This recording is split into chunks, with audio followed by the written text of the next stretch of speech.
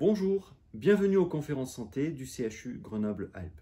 Je me présente, Laurent Grange, je suis rhumatologue à l'hôpital Sud et adjoint à la présidente de CME en charge des relations publiques. Nous avons l'ambition tout au long de l'année de vous proposer un certain nombre de rendez-vous pour que vous puissiez rencontrer et poser des questions à nos experts de l'hôpital. Pour cette première conférence santé, j'ai la chance de recevoir le professeur Olivier Epaulard, qui est infectiologue à l'hôpital et qui est expert en vaccination et qui va nous apporter son expertise sur la fameuse vaccination de la Covid, comment ça marche, quels sont les risques potentiels, quels sont les bénéfices. Nous allons pouvoir répondre à toutes ces questions. Olivier, je te laisse la parole. Bonjour à tous, bonjour à toutes. Effectivement, on va parler d'un sujet qui est un des sujets un peu chaud en ce moment peut-être, qui est celui des vaccins contre la Covid, puisque ça fait maintenant 1 an, en quelque sorte, qu'on vit avec cette épidémie, puis cette pandémie, d'abord en Asie, puis ensuite ailleurs, de Covid, et qu'on a donc depuis quelques semaines des vaccins qui ont montré leur efficacité dans des essais cliniques et qui ont pu commencer à être donnés aux populations en Europe ou ailleurs. Et bien sûr, ça fait poser beaucoup de questions, ces vaccins, et donc ça vaut le coup de prendre un petit peu de temps pour parler uniquement des vaccins de la Covid. Alors, j'ai pas de lien ou de conflit d'intérêt particulier à déclarer, je ne suis pas financé par l'industrie pharmaceutique, je ne collabore pas avec des industriels de la pharmacie. La situation actuelle, pour commencer, pour comprendre un petit peu d'où on part, tout le monde la connaît un peu, mais c'est intéressant de la rappeler. Ça, c'est le nombre de cas diagnostiqués en France depuis 1 an. On voit d'abord la première vague au printemps, qui a l'air petite, mais en fait, qui est liée au fait qu'on faisait moins de diagnostics à l'époque, qu'on n'avait pas les mêmes capacités de diagnostic et surtout on ne recherchait que les formes graves.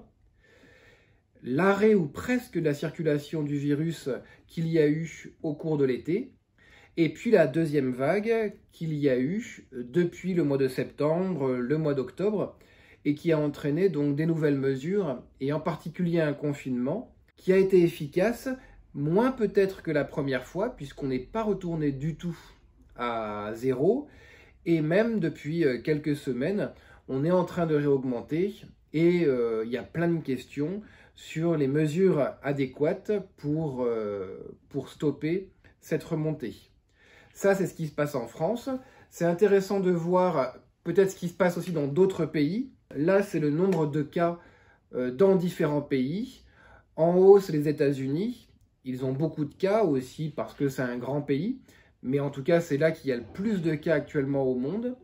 Et sinon, on voit que les autres pays qui figurent sur le graphe, le Royaume-Uni, l'Espagne, l'Italie, la Suisse un peu moins, sont assez proches quand même en termes de nombre de cas. Et si on regarde non pas le nombre de cas, mais le nombre de cas par population, comme ça on peut comparer un petit peu les différents pays, on voit en fait qu'on n'est pas si loin que ça finalement des États-Unis, qu'on est tous assez proches les uns des autres, même si certains sont en train d'augmenter, d'autres sont en train de diminuer. On est quand même tous dans une situation de contrôle pas du tout satisfaisant de la pandémie, de l'épidémie dans nos pays. Et on voit qu'on a vraiment besoin d'outils pour contrôler ça. Et bien sûr, ce qui apparaît le plus efficace pour contrôler cette infection, ce sont les vaccins. La France, les chiffres qu'on a, les plus récents au jour où on fait cette conférence, plus de 3 millions de cas depuis 1 an, et même probablement le double si on tient compte du fait que la première vague, on diagnostiquait avec moins de puissance. 23 000 cas, alors c'est pas le 12 janvier, c'est 23 000 cas cette semaine par jour. En termes de chiffres, la situation ces jours derniers, 3 millions de cas depuis début 2020 et probablement même le double si on songe qu'à la première vague, celle du printemps, on avait moins de capacité de diagnostic. Actuellement, 30 000 cas par jour, 1300 hospitalisations par jour, dont 200 en réanimation. presque 75 000 morts depuis un an et actuellement 100 départements qui sont en situation toujours préoccupante en termes de circulation du virus. Si on regarde non pas en France, mais dans d'autres régions, on voit là aussi ce qui se passe en termes d'hospitalisation en bleu ou en termes d'hospitalisation en réanimation en rouge. On voit qu'actuellement, on est sur un plateau, certes moins haut que ce qu'il était au plus haut de cet automne, mais une infection qui n'est pas contrôlée, qui circule toujours. Et si on regarde les choses encore plus précisément en Isère, on voit là aussi qu'on a bien réussi à diminuer la circulation du virus, mais il y a toujours un plateau de gens qui sont hospitalisés, y compris de gens qui sont hospitalisés en réanimation. On veut tous lutter contre cette pandémie, on veut tous arriver à mettre fin à la circulation du virus et revenir à une situation de vie plus normale dans tous les aspects de la société. Qu'est-ce qu'on a pour lutter contre cette pandémie ? On a tout ce qui a pu être fait pour éviter la circulation entre les personnes, les gestes barrières, la distanciation physique, les couvre-feux, les confinements. Sur le plan des traitements antiviraux, on a eu beaucoup de recherches qui a été fait, beaucoup d'essais cliniques, et finalement qui n'ont pas montré de molécules très intéressantes. Il y a plein de molécules différentes qui ont été testées, et il n'y en a aucune qui a montré un intérêt suffisant. Il y en a une, le Remdesivir, qui a montré un petit intérêt, qui existe, mais qui apparaît trop faible pour vraiment changer quelque chose à l'épidémie. Et puis après, il y a plusieurs médicaments qui ont été testés, l'hydroxychloroquine, l'azithromycine, l'ivermectine, et tous ces médicaments ont montré qu'ils n'avaient aucun intérêt. Je pense que dans les mois qui viennent, on va probablement identifier des molécules vraiment efficaces contre ce coronavirus, mais pour l'instant, on n'en a pas. Par contre, pour l'instant, ce qu'on a, c'est des vaccins, et des vaccins, on va le voir, qui ont montré une efficacité et une sûreté qui sont tout à fait intéressantes. Donc si on voit un petit peu, si on entre dans le vif du sujet de ces vaccins contre la Covid-19, pour revenir un petit peu sur des fondamentaux, si je puis dire, c'est quoi un vaccin ? Un vaccin, c'est un médicament qu'on va injecter. Alors, il existe quelques médicaments qu'on fait soit par voie buvable, soit par aérosol dans le nez, mais ça fait très peu de vaccins. Sinon, presque tous les vaccins, c'est des vaccins qu'on fait par voie injectable, soit sous-cutanée, soit intramusculaire.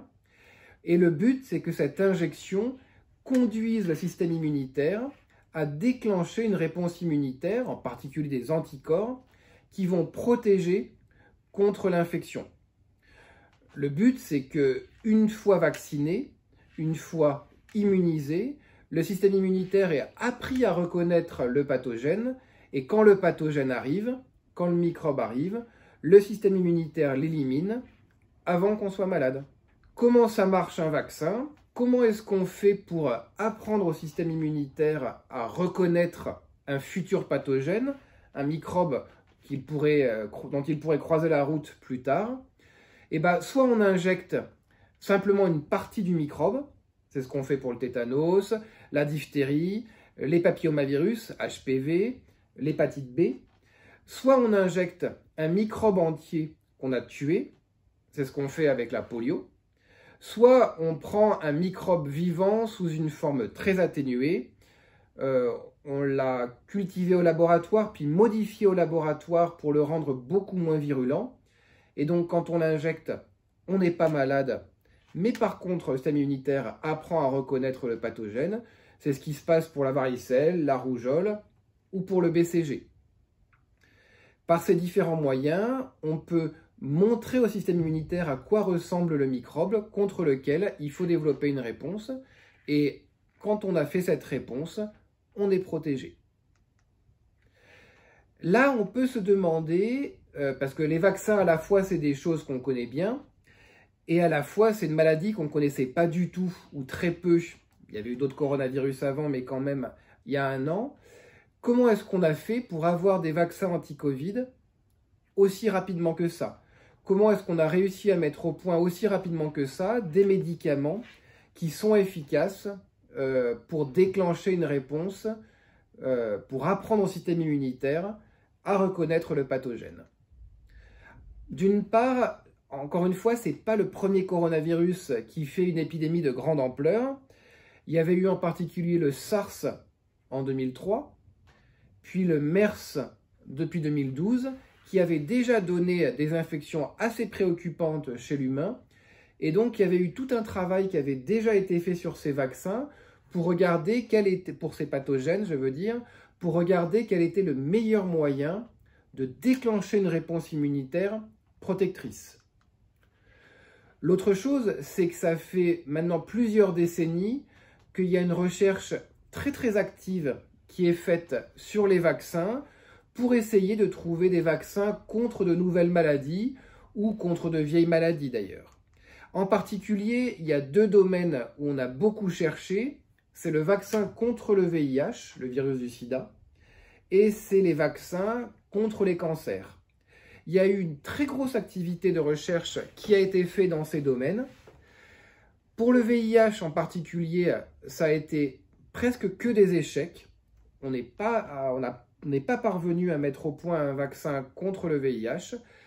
Par contre, ça a permis d'emmagasiner beaucoup de connaissances sur la meilleure façon de stimuler le système immunitaire pour qu'il apprenne à se défendre contre un pathogène. Et même chose pour le cancer. Et ce qui fait qu'actuellement, quand on a une nouvelle maladie infectieuse qui est identifiée, un nouveau microbe, ça va très vite pour faire un vaccin à partir du moment où on connaît en particulier la séquence génétique d'un virus. Et justement, cette séquence génétique du virus, elle a été publiée très vite. L'OMS est prévenue par la Chine le 31 décembre 2019 qu'il y a ce nouveau coronavirus qui circule en Chine, en particulier dans la ville de Wuhan. Et le 17 janvier, la séquence complète du virus était publiée. Et donc, ça permettait d'emblée de commencer des études de vaccination. Et enfin, on l'a tous vu, c'est un domaine dans lequel il y a beaucoup d'efforts scientifiques et beaucoup d'argent qui ont été investis, et beaucoup aussi de collaboration entre le public et le privé, entre des industriels et des États. Et ça a permis que les choses aillent plus vite, que les vaccins soient mis au point en peu de temps par rapport à d'autres maladies infectieuses par le passé. Les vaccins qui ont été mis au point les premiers, ceux dont on commence à se servir en France depuis fin décembre, c'est des vaccins un peu particuliers, des vaccins dits à ARN. Ça fait une vingtaine d'années qu'ils sont étudiés chez l'humain, donc on connaissait déjà pas mal de choses sur eux, et ils apparaissaient assez séduisants dans cette infection à coronavirus, et c'est pour ça que très vite, les vaccins ARN ont fait partie des pistes de recherche qui ont été explorées dès le début de l'année 2020. En l'occurrence, on n'injecte pas la protéine contre laquelle on veut déclencher des anticorps, une protéine de surface du virus, mais on injecte le gène de la protéine. Et plus particulièrement, plus précisément, pas le gène, mais quelque chose qui est à mi-chemin entre le gène et la protéine. C'est pas l'ADN, c'est l'ARN. Quand on l'injecte, le système immunitaire, le muscle où on l'injecte produit la protéine. Cette protéine est reconnue par le système immunitaire et ça permet d'obtenir des anticorps. Et en particulier, on a utilisé l'ARN d'une protéine qui est présente à la surface du virus. Comme ça, on déclenche des anticorps contre la surface du virus et quand le virus arrive, il est tout de suite neutralisé. Il y a eu des études depuis une vingtaine d'années donc sur ces vaccins ARN. Donc on connaissait déjà beaucoup de choses sur eux. Et ensuite, les choses se sont accélérées au début de l'année 2020, dès que le virus de la Covid-19 a été identifié. Dès cet hiver, enfin dès l'hiver entre 2019 et 2020, il y a eu des études chez l'animal. On a pu vacciner des animaux se rendre compte qu'ils produisaient des anticorps à un titre très intéressant, et se rendre compte surtout qu'ensuite, quand on essayait de leur inoculer la maladie, ils étaient protégés. De ce fait, ça a tracé la voie pour des études chez l'homme qui ont été réalisées au printemps 2020. On a vacciné des personnes, des participants d'essais cliniques avec le vaccin ARN, et on s'est rendu compte là aussi que les personnes vaccinées produisaient des anticorps tout à fait intéressants contre le pathogène. Et en parallèle, on a pu se rendre compte, déjà sur ces premiers participants, que le vaccin était sûr et ne déclenchait pas d'effets indésirables embêtants. Mais tout ça, c'était que le début. Ce qu'il nous fallait surtout, c'était une étude de grande ampleur, avec plusieurs dizaines de milliers de personnes, qu'on vaccine soit avec le vaccin, soit avec un contrôle, un placebo, et qui permet de savoir est-ce que ça apporte une protection et est-ce que ça ne déclenche pas d'effets indésirables, même rares. Et ces essais cliniques qui ont été faits à l'automne pour les vaccins Moderna ou les vaccins Pfizer, ils ont montré la même chose. D'une part, un profil de sécurité vraiment très favorable. Certes, c'est des vaccins qui peuvent donner des effets indésirables, ça peut faire un petit peu mal après une injection, ça peut gonfler un peu de façon transitoire après une injection, ça peut donner de la fièvre ou des courbatures ou des maux de tête de façon transitoire 1 à 3 jours après l'injection, mais rien d'autre. Et donc c'est grâce aux résultats tout à fait intéressants de ces vaccins, qui ont mis du temps, hein. Ces essais, ils ont mis plusieurs mois à se faire et à être analysés, et c'est pour ça que les vaccins, par exemple, ne sont pas sortis à l'automne, mais sont sortis en décembre, et même fin décembre. C'est grâce aux résultats de ces essais qu'on a décidé de déployer ces vaccins dans les populations.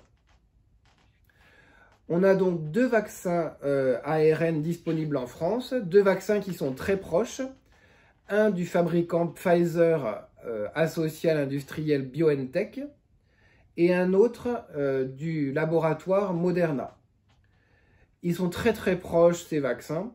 2 vaccins ARN qui permettent d'avoir des anticorps, une réponse immunitaire contre une protéine de surface du virus. C'est des vaccins qui sont en 2 injections, comme souvent les vaccins. Actuellement, le schéma le plus répandu, c'est 2 injections intramusculaires séparées de 1 mois, 4 semaines. Et comme je l'évoquais, ils sont associés à des effets indésirables qui sont indubitables, mais qui sont très modérés, en particulier d'inflammation au point d'injection. Il y a eu une inquiétude lorsqu'ils ont commencé à être déployés dans certains pays, comme au Royaume-Uni, sur les taux d'allergie. Et finalement, on se rend compte que le taux d'allergie marqué, il est rare, c'est 1 personne pour 100 000. Donc, c'est vraiment rassurant. On a beaucoup de recul maintenant sur ces vaccins parce que entre les USA et le Royaume-Uni, qui ont tous les deux commencé à vacciner avant l'Europe, il y a plus de 15 millions de personnes qui ont été vaccinées, avec un recul maintenant qui est supérieur à 1 mois, et on voit qu'il n'y a pas d'effet indésirable plus rare qui se manifeste. Or, comme les vaccins n'ont pas d'effet indésirable à long terme, le plus long terme qu'on connaisse comme effet indésirable pour un vaccin, c'est 2 à 3 mois. Là, on ne l'a pas du tout vu dans les essais cliniques, alors que maintenant on a 6 mois de recul ou presque. On ne l'a pas vu dans les millions de personnes vaccinées dans d'autres pays. Et donc, on commence à être encore plus rassuré qu'avant sur les effets indésirables qu'auraient pu avoir ces vaccins. Et finalement, qui sont des effets indésirables assez banals, de douleur, de rougeur au point d'injection, transitoire, de fièvre ou de courbature ou de céphalée, là aussi transitoire. On a des vaccins, on en a 2. Celui qu'on a le plus, c'est Pfizer-BioNTech. Celui qu'on a un petit peu moins, c'est Moderna. Et la grande question, c'était de savoir comment est-ce qu'on allait les utiliser au mieux. En particulier en tenant compte que, comme les industriels commencent à les fabriquer, ou ont commencé à les fabriquer il n'y a pas si longtemps, on ne dispose pas maintenant de doses pour tout le monde. À terme, tous ceux qui souhaitent être vaccinés pourront être vaccinés, mais on ne dispose pas aujourd'hui de quoi vacciner d'emblée toute la population adulte, par exemple, qui souhaiterait l'être. Et donc, il y a une campagne de vaccination, une stratégie pour vacciner en premier certaines personnes qui a été élaborée dans un cadre qui a été donné par la Haute Autorité de Santé et qui a été repris ensuite par le ministère de la Santé. La première phase où on commence la vaccination des personnes en EHPAD, les personnes qui sont en établissement pour sujets âgés dépendants. Cette campagne, elle a débuté fin décembre, début janvier. Et ensuite, une fois que cette campagne a pu être lancée, on a commencé la vaccination des personnes âgées de plus de 75 ans, maintenant depuis 2 semaines. On a choisi ces personnes, les personnes en EHPAD ou bien les personnes de plus de 75 ans, parce que c'est elles qui ont le plus de risques de faire une Covid grave. C'est elles qui ont le plus de risques de se retrouver à l'hôpital, voire en réanimation, voire d'avoir des formes très graves et de décéder. Les personnes en EHPAD, les personnes de plus de 75 ans, une fois que ce sera bien lancé dans cette population-là, on commencera aussi à proposer le vaccin aux personnes de plus de 64 ans. En parallèle, vous avez vu aussi que depuis quelques jours, on a commencé la vaccination d'une autre population qui présente des risques, pas la population la plus âgée, mais celle qui a des maladies qui peuvent être associées à une forme plus grave de Covid, en particulier les personnes qui ont un cancer sous traitement, les personnes greffées, les personnes qui sont sous dialyse du fait d'une maladie rénale, les personnes qui ont plusieurs maladies d'organes associées, par exemple qui sont à la fois malades du cœur et des poumons. Toujours en parallèle, on a commencé la vaccination d'une profession qui est très exposée à la Covid, c'est les professionnels de santé, et en particulier ceux qui ont plus de 50 ans, parce que avec l'âge, on a plus de risques de faire une forme grave de Covid.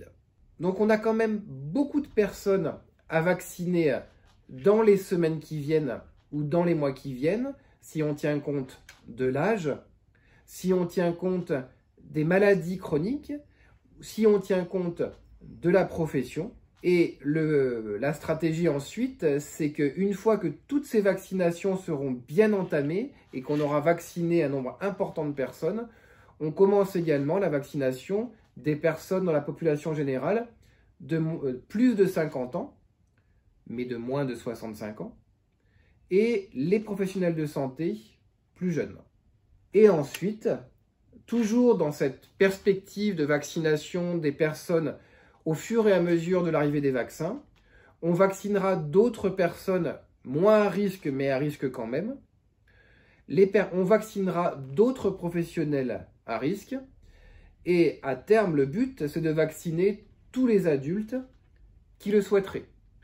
On n'est pas du tout dans une logique de vaccination obligatoire. On est dans une logique de vaccination des personnes volontaires, mais par contre d'être sûr qu'il n'y ait aucune personne volontaire qui ne reçoivent pas le vaccin. Il faut que toutes les personnes qui le souhaitent puissent être vaccinées.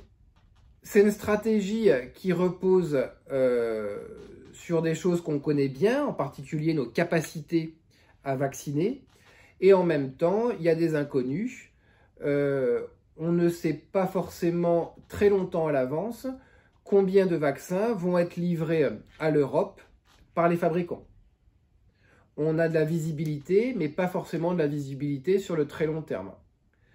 Par ailleurs, en plus des 2 vaccins ARN, il va y avoir un autre vaccin, enfin d'autres vaccins qui vont arriver, et en particulier un vaccin d'un type différent, pas un vaccin ARN, celui d'AstraZeneca, qui va arriver probablement dans les semaines qui viennent. En fonction du nombre de vaccins qui arrivent en Europe semaine après semaine, eh bien la campagne de vaccination prendra plus ou moins de temps. Ce qu'on sait, c'est qu'elle n'est pas faite, elle n'est pas prévue pour être terminée en 1 mois ou 2. On sait qu'on est parti pour une campagne de vaccination qui va durer au moins jusqu'à la fin du printemps, jusqu'à fin juin, et même probablement ensuite, le temps de vacciner tous les adultes qui le souhaiteraient. Il y a même une réflexion dans plusieurs pays pour vacciner les enfants. Pour l'instant, ce n'est pas encore à l'ordre du jour, en particulier en France. Encore une fois, tous ceux qui souhaitent être vaccinés pourront l'être. En plus, il y a très peu de contre-indications au vaccin. C'est essentiellement certaines allergies graves qui sont assez rares à certaines molécules contenues dans le vaccin. Donc finalement, ça fait extrêmement peu de monde qui est contre-indiqué au vaccin. En pratique, comment est-ce qu'on fait pour se faire vacciner? Vous avez tous entendu dans les médias que c'est des vaccins dont la conservation n'est pas très simple. En particulier, les fioles de vaccins se conservent à moins 80 degrés. Donc il faut des frigos très spécialisés qui sont présents en gros que dans les hôpitaux. Ce qui fait que on ne se fait vacciner actuellement que en centre de vaccination. Il y a des réflexions qui sont menées pour être vacciné peut-être avec un bus itinérant par exemple pour les personnes qui habitent loin d'un centre de vaccination. Mais sinon, c'est plutôt fait dans des endroits où on viendra pour se faire vacciner et qui ont déjà largement commencé à tourner, par exemple en Isère. On prend rendez-vous soit en allant sur le site santé.fr ou bien en prenant rendez-vous par téléphone en Isère au 04 76 01 31 34. Quand on va sur le site santé.fr puis qu'on choisit l'Isère, on peut ensuite avoir accès aux plages de rendez-vous des différents sites. Et quand on appelle par téléphone, c'est la même chose. En sachant que comme le nombre de vaccins nécessaires pour vacciner tout le monde n'est pas tout de suite disponible, la campagne de vaccination va s'échelonner sur plusieurs mois. Et donc, on souhaiterait tous être vaccinés tout de suite, mais on sait qu'il faudra attendre de semaine en semaine pour avoir chacun son rendez-vous. En tout cas, actuellement, il y a 12 centres de vaccination qui sont ouverts en Isère. On peut les trouver sur santé.fr. On devrait encore augmenter à 14 même la semaine prochaine ou celle d'après. Et certains de ces centres de vaccination sont dans des hôpitaux, à Bourgoin-Jallieu, à Voiron, à Grenoble par exemple, enfin à La Tronche. Mais il y en a aussi d'autres, la plupart, qui sont dans des centres de vaccination en ville. Et tout est centralisé sur le site internet santé.fr ou bien par la ligne de téléphone. Comme ça, c'est plus simple. Si vous allez sur santé.fr, vous verrez la carte des endroits où on vaccine. Et là, c'est une capture d'écran, par exemple, de tous les sites qui existaient en France il y a quelques jours. Et on ne peut pas en ouvrir autant qu'on voudrait parce qu'on n'a pas autant de vaccins qu'on voudrait pour vacciner tout le monde tout de suite. Mais on sait qu'avec le nombre de sites qui sont ouverts, on pourra vacciner tous ceux qui le souhaitent dans les mois qui viennent. J'ai fini la présentation que je voulais faire un petit peu générale. Et donc maintenant, s'il y a des questions, je vais y répondre. Merci beaucoup pour ces informations extrêmement claires. Maintenant, nous allons pouvoir répondre à vous derrière vos ordinateurs. Olivier, première question de Roxane. Comment les vaccins ont-ils pu être développés aussi vite en moins d'une année? C'est vrai qu'on peut se dire, il y a des maladies, ça fait des années et des années qu'on cherche un vaccin et qu'on n'y arrive pas. Le VIH, par exemple, ça fait près de 40 ans qu'on cherche un vaccin. Il y a eu des recherches dans tous les sens, des idées très bonnes qui ont été testées, et en fait, elles ont toutes échoué. Et on peut se dire, mais comment ça se fait qu'on n'arrive pas à trouver un vaccin pour le VIH en 40 ans, et on arrive à trouver un vaccin pour la Covid en quelques mois? C'est parce que c'est des virus très différents, des maladies très différentes. La Covid, c'est un virus, enfin le virus de la Covid, c'est un virus qui mute peu, comparativement au VIH. Le VIH, il mute tellement que si on fait un vaccin contre un virus, en fait, il est efficace que sur 5% des virus.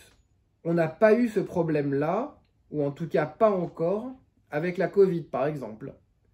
Et donc, combiné à ce que je vous disais tout à l'heure sur le fait qu'il y avait déjà eu plein de recherches sur les vaccins en général, qu'il y avait eu plein de recherches sur les coronavirus par ailleurs, tout ça associé à l'énorme effort de recherche scientifique et financier qui a été fait, ça explique qu'on a eu ces vaccins aussi rapidement.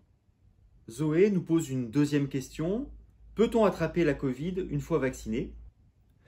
Dans les essais cliniques, les vaccins à ARN, celui de Pfizer-BioNTech et celui de Moderna, avaient une efficacité très élevée, de l'ordre de 94-95%, c'est-à-dire qu'ils évitent 19 cas sur 20. Est-ce que ça va être la même chose quand on va déployer, maintenant qu'on a déployé la vaccination dans plein de pays dans le monde? À la fois, c'est le niveau qu'on attend, et à la fois, on sait qu'il peut y avoir des différences de peut-être 10%, je ne sais pas, entre un essai clinique et ce qui se passe dans la vie réelle quand on vaccine des millions et des millions de personnes. Donc là, c'est vrai que tout le monde est très intéressé pour regarder ce qui se passe dans les pays qui ont commencé à vacciner vite et bien, comme le Royaume-Uni ou bien Israël. Vous êtes de plus en plus nombreux à être connectés, vous êtes apparemment plus de 300 actuellement, et nous allons essayer de répondre au maximum de vos questions. Une autre question qui revient régulièrement, pourquoi conseiller à mes grands-parents de se faire vacciner? C'est effectivement une question très intéressante. La Covid, c'est une maladie qui est très inégalitaire en fonction de l'âge. Si on se fait infecter quand on a 20 ou 30 ans, on a peu de chances de faire une infection grave. Il y a eu des cas quand même décrits de personnes qui ont dû aller à l'hôpital et surtout en réanimation. Il y a des cas aussi de personnes qui décrivent des signes gênants de Covid qui durent longtemps, voire parfois handicapants, de fatigue, de courbature, d'essoufflement. Mais les personnes qui sont vraiment à risque de faire des formes graves de Covid, c'est les sujets âgés. Et plus l'âge augmente, plus on a de risques de se retrouver à l'hôpital, voire de faire une forme très grave et d'en mourir. Si on fait une Covid après 75 ans, on a une chance sur 7 ou 8 de mourir. C'est énorme. Et c'est pour ça d'ailleurs qu'on a choisi de proposer le vaccin d'abord aux personnes les plus âgées, en EHPAD, ou bien de plus de 75 ans.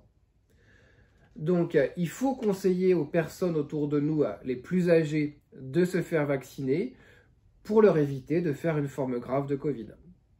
Julien nous pose une autre question. Olivier, est-ce utile de se faire vacciner si j'ai déjà eu la Covid? Avec un an de recul, on se rend compte que c'est très très rare de faire 2 fois la Covid. Il y a eu des cas qui ont quand même été publiés, il y a quand même des études qui ont montré que c'était une possibilité, mais c'est une possibilité vraiment très faible.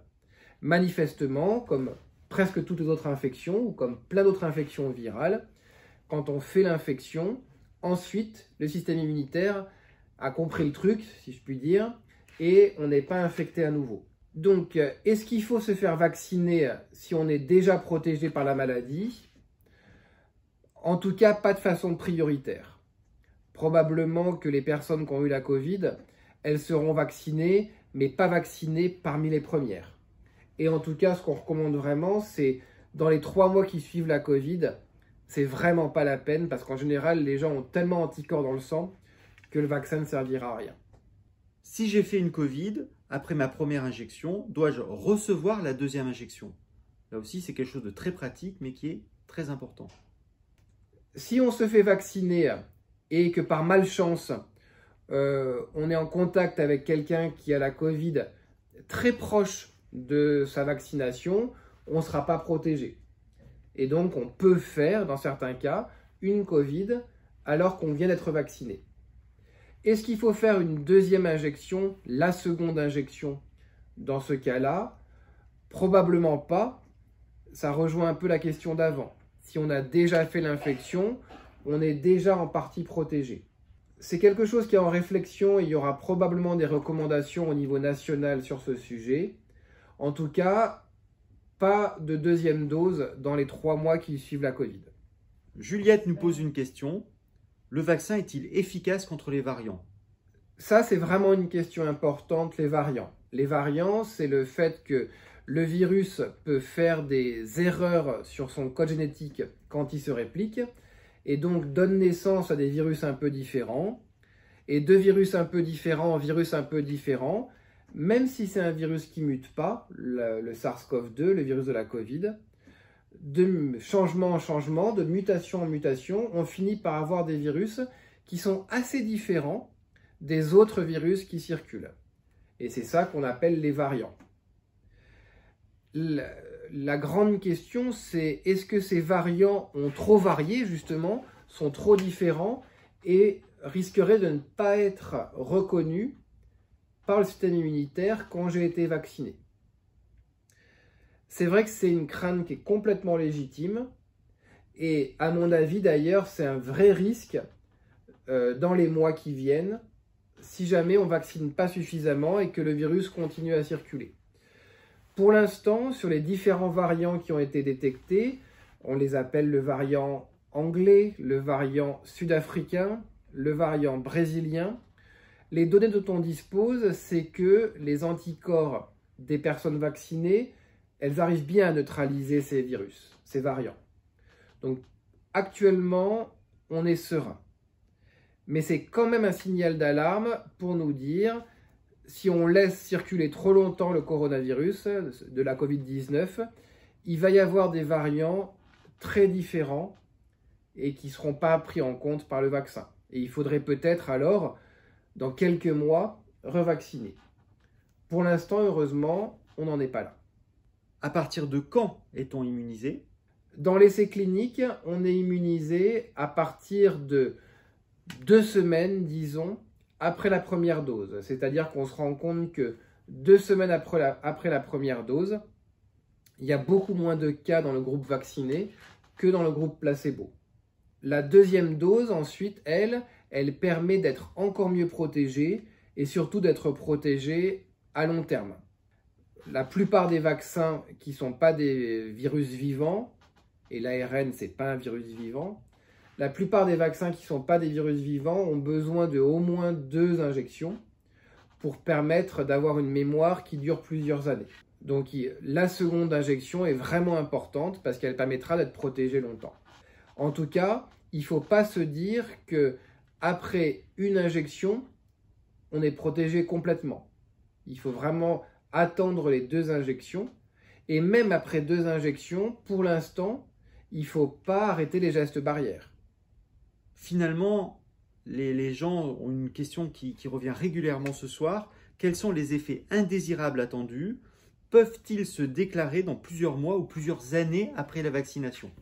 On en a déjà parlé. Les effets indésirables qu'on peut attendre, c'est ceux qui sont présents dans les essais cliniques. C'est des essais liés à l'inflammation transitoire, douleur locale transitoire, rougeur ou gonflement local transitoire, fièvre, maux de tête ou courbature transitoire. Peut-être de façon plus importante après la deuxième dose qu'après la première dose. Par ailleurs, il y a un risque d'allergie qui apparaît minime, mais c'est pour ça qu'on demande toujours, avant de faire le vaccin, est-ce qu'on a déjà fait des allergies graves? Et en particulier des allergies graves à certaines des molécules présentes dans le vaccin. Mais comme c'est très rare, on n'est pas très inquiet de ce côté-là. Comme on l'a dit, la question des effets indésirables à long terme, c'est pas vraiment ça qu'on craint le plus parce qu'on n'a jamais vu d'effets indésirables survenir plus de 2 mois ou 3 mois après un vaccin. Et même 99% des effets indésirables qu'on observe, on les observe dans les 2 premières semaines. Là, on n'a rien vu dans les essais cliniques alors qu'il y avait plusieurs dizaines de milliers de personnes. Et actuellement, on ne voit rien dans les pays qui vaccinent depuis 1 mois et demi, plusieurs millions de personnes. Donc ça, c'est très rassurant pour se dire qu'il n'y a pas d'effets indésirables cachés qui vont apparaître. En tout cas, je redis, les effets indésirables à long terme qui pourrait survenir, je ne sais pas moi, 6 mois ou 1 an, ça n'existe pas. Il n'y a jamais aucun vaccin qui a donné ça. Bernadette a une question. Le vaccin contre la grippe est-il finalement efficace contre la Covid? Non. Le vaccin contre la grippe, il permet au système immunitaire de reconnaître le virus de la grippe, pas le virus de la Covid.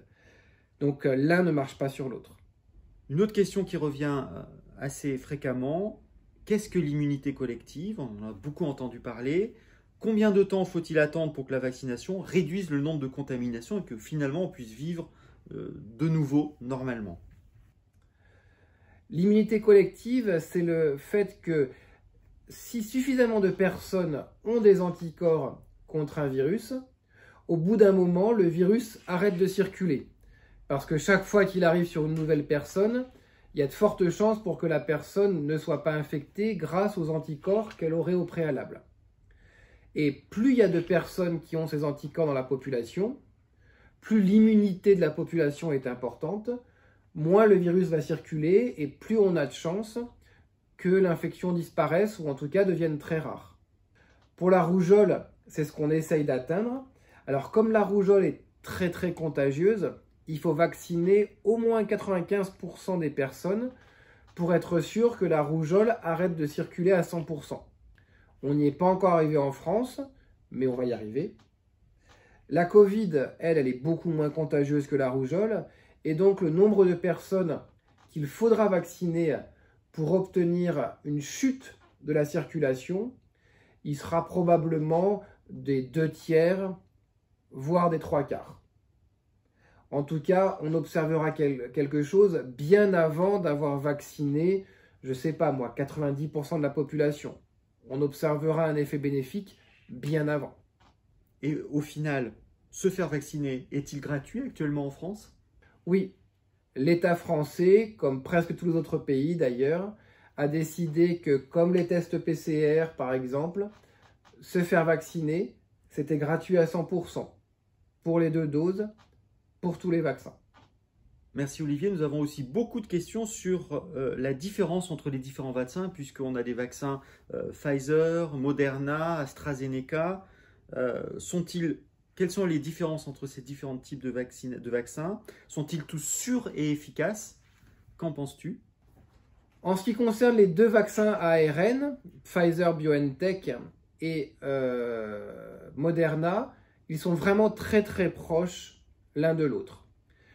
On réfléchit même au fait d'ailleurs que si jamais on a commencé la vaccination avec l'un et qu'au moment de la deuxième vaccination dans tel centre, on n'a que le deuxième, on pourra faire les 2 injections, ce sera aussi efficace que si on avait fait 2 injections avec le même vaccin. L'autre vaccin qui va arriver probablement assez vite, c'est celui d'AstraZeneca, qui n'est pas du tout un vaccin ARN.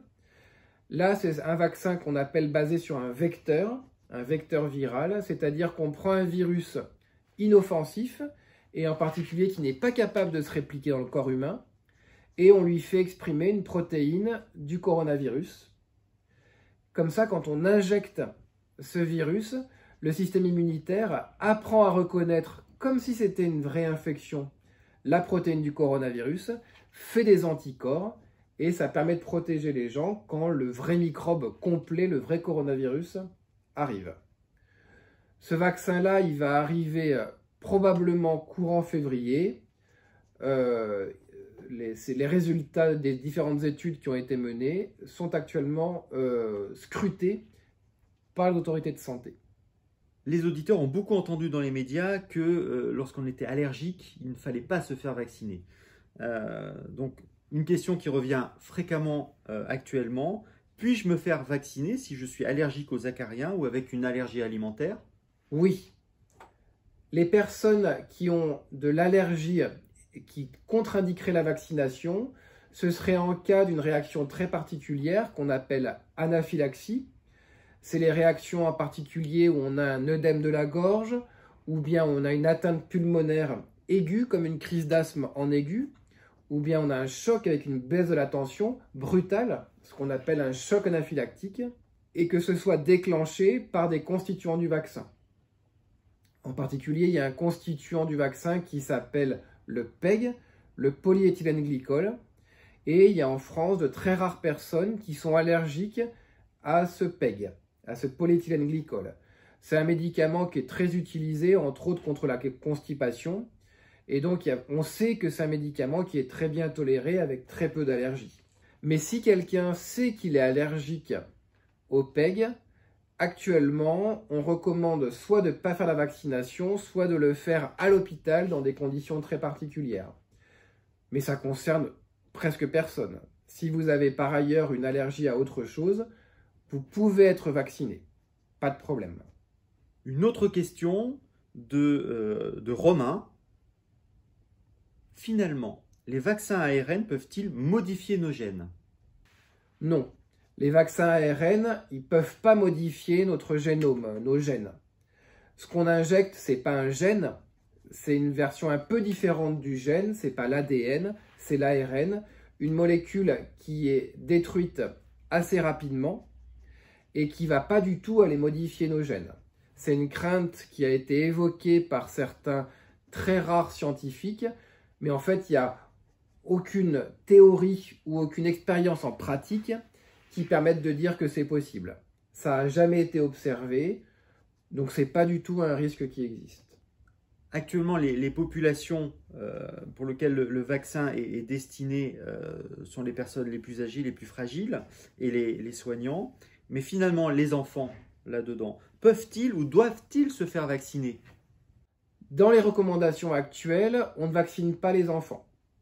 On vaccine les adultes, et vous l'avez vu, les adultes de plus de 75 ans, puis après ceux de plus de 64 ans, puis après plus de 50 ans, puis après le reste des adultes. Parce que c'est eux qui ont le plus haut risque, les adultes âgés, de faire une Covid grave. Les enfants, si on les vaccinerait, ce ne serait pas pour les protéger eux, parce que le risque de faire un Covid grave chez l'enfant, c'est extrêmement rare, mais ce serait peut-être pour limiter la circulation du virus chez eux et pour éviter qu'ils soient peut-être des vecteurs de l'épidémie.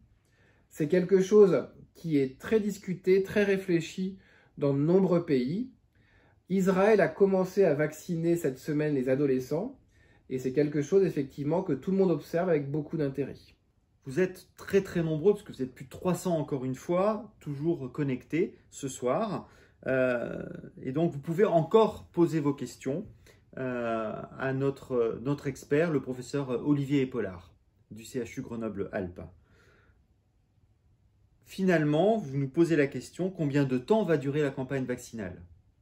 Comme on l'a évoqué, la campagne vaccinale va durer plusieurs mois en fonction de l'arrivée des vaccins. Plus les vaccins arriveront vite, plus on pourra vacciner de personnes jour après jour. Actuellement, on vaccine 100 000 personnes par jour et le but, c'est qu'on puisse encore augmenter. Plus on vaccinera de personnes par jour, moins elle durera longtemps. Est-ce qu'elle va durer 6 mois? Est-ce qu'elle va durer plus longtemps? Ça va dépendre des vaccins qui arrivent. En tout cas, elle est prévue pour durer jusqu'au mois de juin au moins, je pense. Juliette pose une question. Apparemment, Juliette, vous êtes enceinte. Est-ce que vous pouvez vous faire vacciner?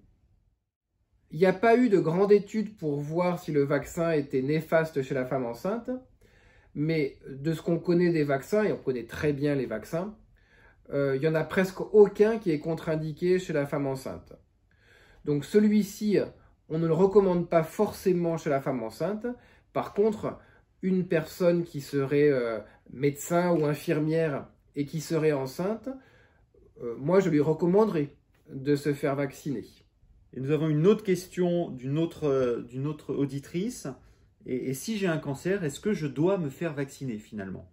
Pour les personnes qui ont le cancer, on sait un cancer sous traitement, on sait qu'avoir un cancer sous traitement, c'est un facteur de risque important pour faire une Covid grave.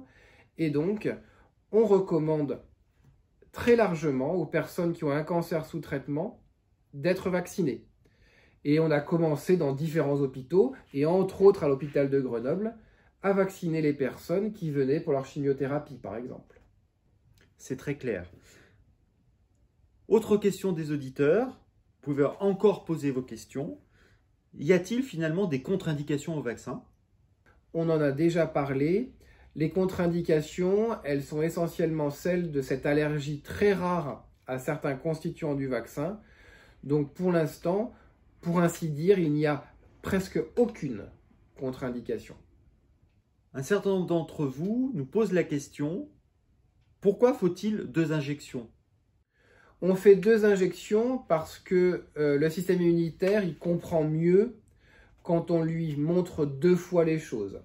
La première fois, il fait une réponse assez importante, mais qui ne dure pas forcément plus que quelques mois. Par contre, si on lui remontre une deuxième fois, là, il va faire une réponse qui va durer plusieurs années. C'est ce qu'on fait par exemple avec le papillomavirus. C'est ce qu'on fait aussi avec le tétanos, où les enfants on les vaccine plusieurs fois. C'est ce qu'on fait aussi avec l'hépatite B. La question qui pourrait se poser, c'est est-ce qu'il faudra refaire un rappel au bout d'1 an, de 2 ans, de 5 ans, de 10 ans? Peut-être. Ça dépendra aussi peut-être s'il y a des variants. S'il y a des variants qui recirculent, peut-être qu'il faudra faire dans quelques années un nouveau vaccin prenant en compte ces variants. Là, c'est très ouvert, ça va dépendre de comment l'épidémie évolue. Alexis a une autre question. Faudra-t-il se faire vacciner tous les ans, comme la grippe, avec la Covid-19? Olivier, qu'en penses-tu? C'est un peu la même réponse. La grippe, c'est un vaccin qui est prévu pour donner une réponse seulement de quelques mois. Parce que comme le virus varie beaucoup, on ne veut pas déclencher une réponse qui va durer des années et des années. On veut déclencher une réponse qui va durer le temps que ce virus-là ou ces virus-là circulent. La Covid-19, le virus de la Covid-19 change beaucoup moins. Donc le but, c'est d'établir une réponse qui va permettre de contrôler le virus pendant des années et des années. On n'aura probablement pas besoin, avec ces vaccins-là, de se vacciner tous les ans. Encore une fois, est-ce qu'il faudra faire un rappel à 2 ans ou à 5 ans ou plus tard à 10 ans? On va voir. Vous êtes toujours très nombreux à nous regarder ce soir. Olivier, nous avons encore quelques questions. Vous avez encore quelques minutes pour pouvoir poser les questions au professeur Epaulard. Vous êtes nombreux à nous demander actuellement combien de temps faut-il entre 2 injections? Que se passe-t-il si je loupe mon 2e rendez-vous? La recommandation actuelle, c'est de faire 2 doses séparées de 4 semaines et on n'est pas à 2 ou 3 jours près. Si c'est un peu moins ou un peu plus, c'est pas grave. Dans l'essai clinique, il y a des gens qui étaient même vaccinés à 6 semaines. Donc, si on pourrait même éventuellement décaler la vaccination un peu plus largement que 4 semaines. C'est peut-être quelque chose qui va être proposé dans certains autres pays ou en France. Et au Royaume-Uni, par exemple, ils proposent même 12 semaines. Donc si on a loupé son rendez-vous et qu'on décale d'1 semaine, par exemple, je pense que c'est pas grave. C'est très clair. Enfin, une dernière question avant de vous quitter. Une fois vacciné, dois-je continuer à porter mon masque et appliquer les gestes barrières? Olivier, qu'en penses-tu? Les vaccins, ils ne sont pas efficaces à 100%, même s'ils ont une très haute efficacité. Et de ce fait, même si on est vacciné, et même si on commence à être actuellement en France plus d'1,5 million à être vaccinés, il faut continuer, une fois vacciné, à respecter les gestes barrières et la distanciation.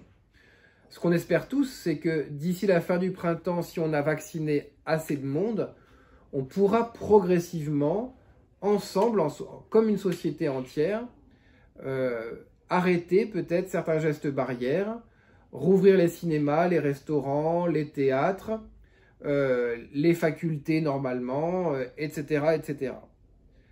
Pour l'instant, on n'en est pas encore là. Quand on est vacciné, on ne change pas grand-chose aux gestes barrières et à la distanciation physique. Merci Olivier, ce fut limpide, et j'ai envie de dire comme d'habitude avec toi.